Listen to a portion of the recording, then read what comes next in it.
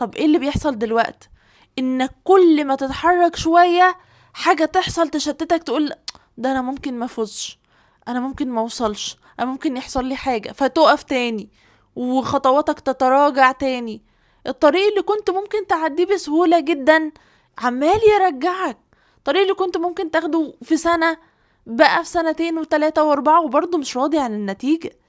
كمل، كمل. الغي كل المشتتات اللي حواليك، الغي كل التفكير السلبي. محدش هيجي ياخدك من ايدك ويقولك قوم شوف مصلحتك ودور على نفسك. مفيش حد هينقذك غير نفسك.